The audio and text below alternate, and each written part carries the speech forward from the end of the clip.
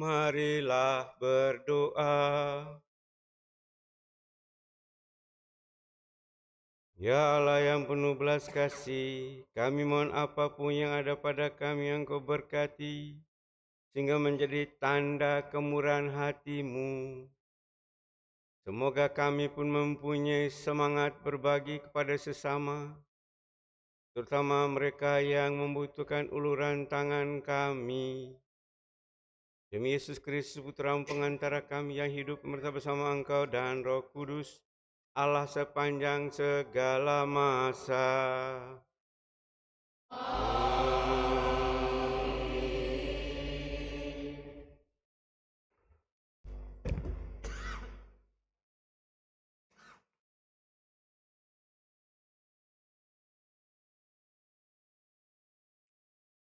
Bacaan dari kitab kedua Raja-Raja.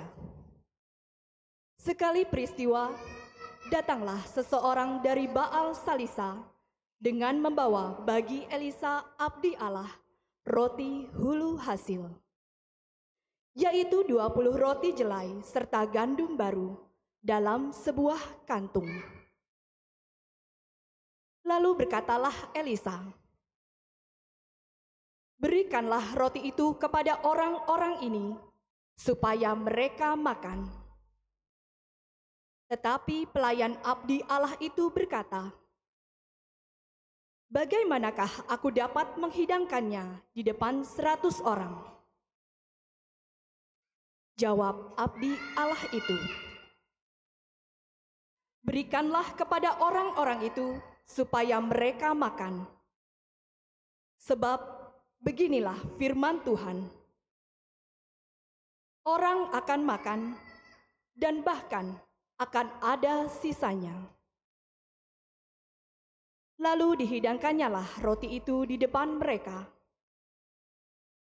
Maka makanlah mereka, dan masih ada sisa, sesuai dengan firman Tuhan.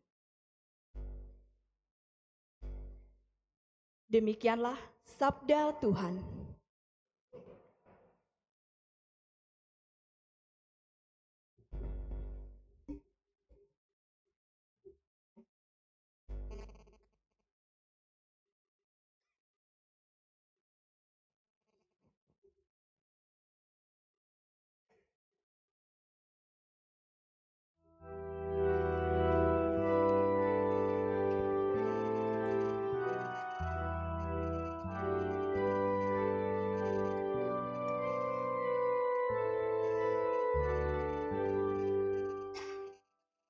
Ucaplah betapa sedapnya Tuhan, ucaplah betapa sedapnya Tuhan.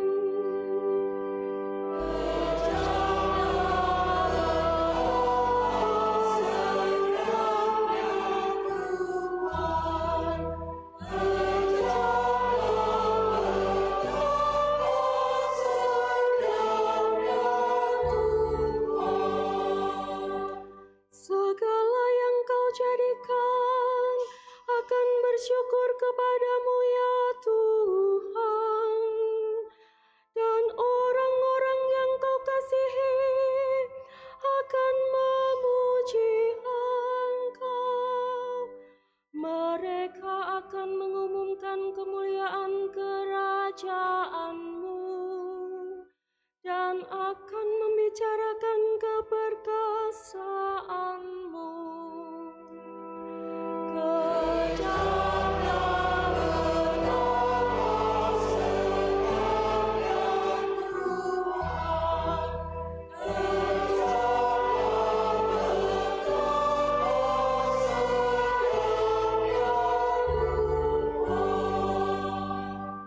Mata sekalian orang menantikan Engkau, dan Engkau pun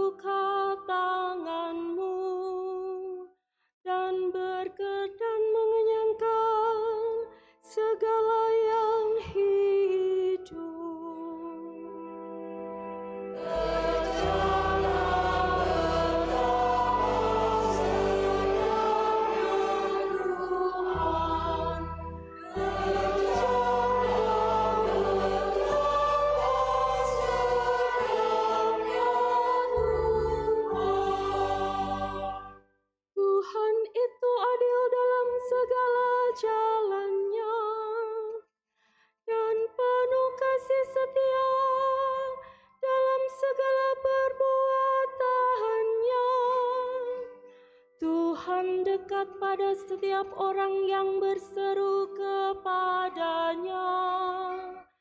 Pada setiap orang yang berseru kepadanya dalam kesetiaan.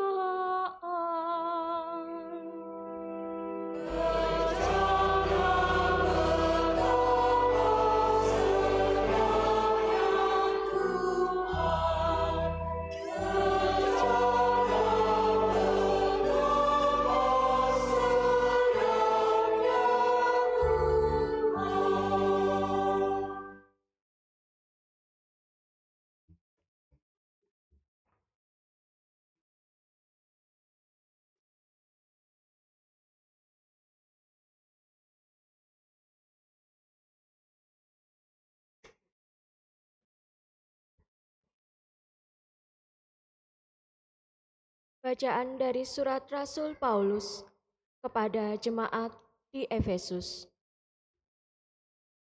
Saudara-saudara, aku, orang yang dipenjarakan demi Tuhan, menasihati kamu supaya sebagai orang-orang yang terpanggil, kamu hidup berpadanan dengan panggilan itu. Hendaklah kamu selalu rendah hati, lemah lembut dan sabar. Tunjukkanlah kasih-Mu dalam saling membantu, dan berusahalah memelihara kesatuan roh dalam ikatan damai sejahtera. Satu tubuh, satu roh, sebagaimana kamu telah dipanggil kepada satu pengharapan yang terkandung dalam panggilan-Mu. Satu Tuhan, satu iman, satu baptisan, satu Allah dan Bapa kita semua, yang mengatasi semua, menyertai semua, dan menjiwai semua. Demikianlah sabda Tuhan.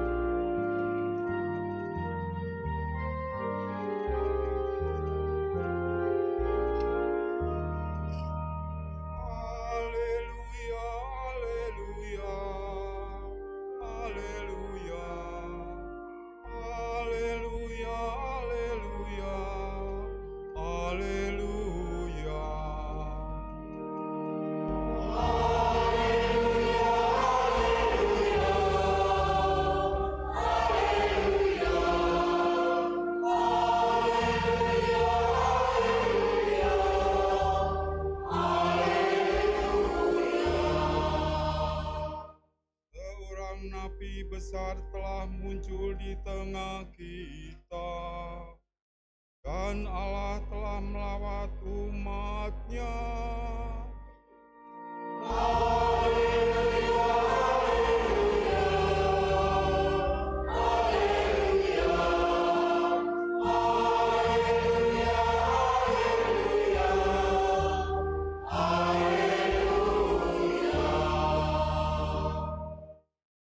Tuhan sertamu.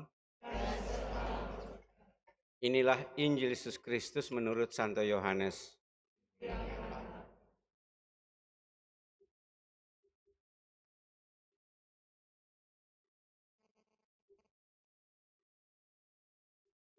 Sekali peristiwa, Yesus berangkat ke seberang danau Galilea, yaitu Danau Tiberias. Orang banyak berbondong-bondong mengikuti dia karena mereka melihat mujizat-mujizat yang diadakannya terhadap orang-orang sakit. Yesus naik ke atas gunung dan duduk di situ dengan murid-muridnya. Ketika itu Paskah, hari raya orang Yahudi, sudah dekat. Ketika Yesus memandang sekelilingnya dan melihat bahwa orang banyak berbondong-bondong datang kepadanya, berkatalah ia kepada Filipus, di manakah kita dapat membeli roti supaya mereka dapat makan? Hal itu dikatakannya untuk mencobai Filipus, sebab Yesus sendiri tahu apa yang hendak dilakukannya. Jawab Filipus kepadanya, roti seharga 200 dinar tidak akan cukup untuk mereka ini, sekalipun masing-masing mendapat sepotong kecil saja. Seorang dari murid-murid Yesus, yaitu Andreas, saudara Simon Petrus, berkata kepada Yesus, di sini ada seorang anak yang mempunyai 5 roti jelai dan 2 ikan. Tetapi apakah artinya untuk orang sebanyak ini? Kata Yesus, suruhlah orang-orang itu duduk. Adapun di tempat itu banyak rumput, lalu duduklah orang-orang itu, kira-kira 5.000 laki-laki banyaknya. Sesudah itu Yesus mengambil roti itu, mengucap syukur, dan membagi-bagikannya kepada mereka yang duduk di situ. Demikian juga dilakukannya dengan ikan-ikan itu, sebanyak yang mereka kehendaki. Setelah mereka kenyang, Yesus berkata kepada murid-muridnya, kumpulkanlah potongan-potongan yang lebih, supaya tidak ada yang terbuang. Mereka pun mengumpulkannya dan mengisi 12 bakul penuh dengan potongan-potongan dari 5 roti jelai yang lebih setelah orang makan. Ketika orang-orang itu melihat tanda mujizat yang telah dilakukan Yesus, mereka berkata, dia ini adalah benar-benar nabi yang akan datang ke dalam dunia. Karena Yesus tahu bahwa mereka hendak datang dan hendak membawa dia dengan paksa untuk dijadikan raja, Yesus menyingkir lagi ke gunung seorang diri.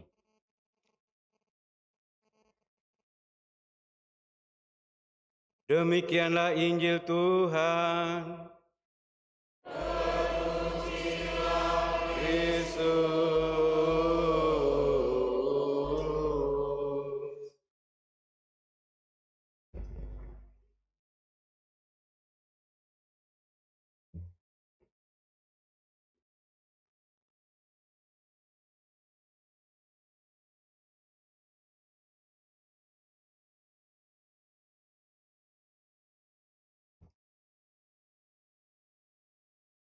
Dibacakan surat gembala.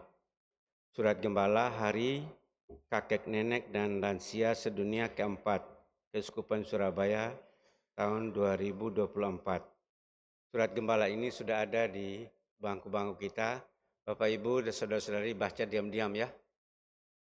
Yang baca ada suara saya. Bapak Ibu boleh diam-diam baca ikuti. Kalau bersuara nanti malah ramai seperti di kelas. Kakek, nenek, dan para lansia serta saudara-saudari yang terkasih dalam Kristus. Bapak Suci Fransiskus dalam kesempatan Angelus tahun 2021 pada hari Minggu tanggal 31 Januari mencanangkan untuk pertama kalinya Hari Kakek, Nenek, dan Lansia. Peringatan ini dirayakan di seluruh gereja Katolik pada hari Minggu keempat bulan Juli. Tema Hari Kakek Nenek dan Lansia tahun 2024 ini adalah Jangan Membuang Aku pada Hari Tuaku. Bapak Suci berpesan agar kita selalu mencintai kakek nenek dan lansia, karena peran mereka yang sangat besar dalam perjalanan hidup manusia. Namun kita semakin merasakan krisis kebersamaan dalam keluarga, dan semakin kuatnya mental individualis dalam pribadi manusia dewasa ini. Sehingga kakek nenek dan para lansia merasa kesepian, merasa sendirian, dan hal tersebut dianggap bukan sebagai persoalan bagi sebagian generasi muda zaman sekarang. Gereja dipanggil untuk membangun, menemukan kembali rasa persaudaraan, serta membuat ikatan antara generasi. Bapak Suci mengingatkan kita sekalian agar dengan tulus kita tidak meninggalkan sendirian kepada kakek nenek dan lansia pada masa tua mereka. Dalam kenyataan yang kita lihat, kesepian seakan menjadi pendamping pahit dalam kehidupan para kakek nenek dan lansia dikarenakan perubahan situasi, krisis keluarga atau perkembangannya mentalitas individualitis manusia zaman sekarang. Apalagi di perkotaan seakan mereka hanya memikirkan dirinya sendiri, meskipun tidak semua orang seperti itu. Kakek nenek dan saudara-saudari yang terkasih, ada anak-anak yang protes, saya belum kakek nenek, ya calon.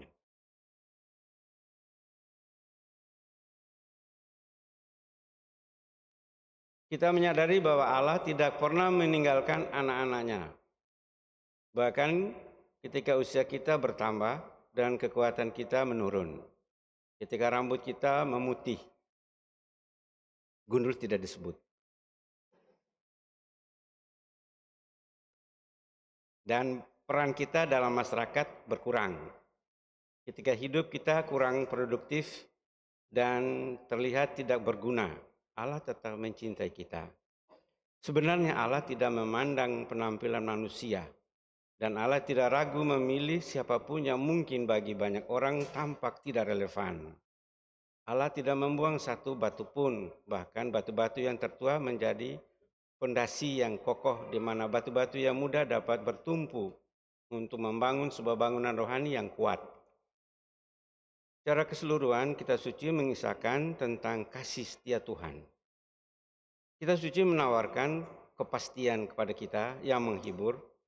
Bahkan Allah senantiasa menunjukkan belas kasih-Nya kepada kita di setiap tahap kehidupan, dalam situasi apapun yang kita hadapi, bahkan ketika manusia mengkhianatinya, Allah tetap berbelas kasih. Kitab Mazmur dipenuhi dengan keajaiban hati manusia di hadapan Allah yang memperhatikan kita. Meskipun kita tidak berarti, penulis Mazmur meyakinkan kita bahwa Allah telah membentuk kita masing-masing sejak dalam kandungan ibu. Dalam kesempatan ini saya mengajak kepada seluruh umat agar selalu menunjukkan kasih sayang kepada kakek nenek dan anggota keluarga yang sudah lanjut usia.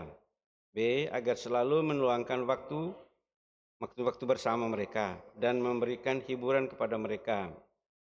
Senantiasa membiasakan diri memberi perhatian kepada kakek nenek dan anggota keluarga yang lansia. D.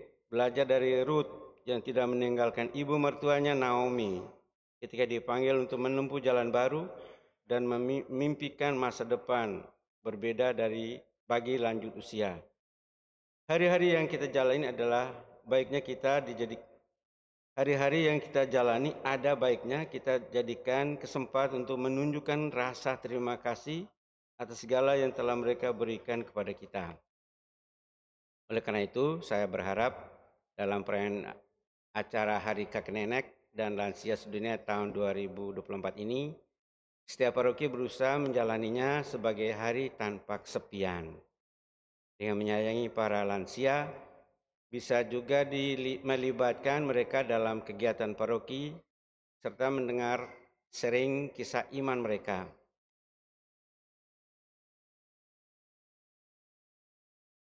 Tapi waktu saya dengan kakek nenek itu, saya malah menanyakan, bukan kisah iman, kisah cinta kakek dan nenek. Kalau zaman kita kan pakai SMS, pakai HP, itu orang dulu pakai surat-suratan. Pada dasarnya hari kakek nenek sedunia merupakan momen bagi kita agar kita selalu dan sepanjang masa mencintai mereka dan tidak menyia-nyiakan mereka karena alasan bahwa sudah tua dan tidak produktif. Karena sekali lagi bahwa mereka adalah bagian yang tidak terpisahkan dari keluarga kita. Boleh dikatakan bahwa mereka adalah akar dari pohon keluarga yang telah banyak memberikan pengorbanan, cinta, dan pengalaman hidup yang berharga. Di balik setiap cerita masa lalu dan setiap nasihat yang diberikan, terdapat kekayaan pengetahuan yang sangat berharga yang mereka miliki. Menghargai kakek nenek dan anggota keluarga yang lansia bukan sekadar melakukan 4 hal di atas. Lebih dari itu sebenarnya kita mau menghargai pengalaman hidup mereka dan merawat hubungan yang hangat serta belajar dari nilai-nilai yang mereka anut. Bagaimanapun kakek nenek memberikan perspektif yang berbeda tentang masa lalu dan membantu kita memahami bagaimana mereka telah mengatasi rintangan dan tantangan hidup. Kakek nenek bisa menjadi sumber inspirasi dan kebijaksanaan yang tidak ternilai harganya. Akhirnya marilah kita mohon kepada Tritunggal Maha Kudus dan Bunda Maria agar kita sekalian dimampukan untuk memperhatikan kakek nenek dan lansia di setiap keluarga kita masing-masing. Kita mohon kepada Tuhan agar menganugerahkan kesetiaan dan kerendahan hati kepada kita semua. Surabaya 9 Juli. Gerde Yosef Eko Budi Susilo. Mari kita berdiri. Pernyataan iman, aku percayakan Allah, Bapa yang Maha Kuasa,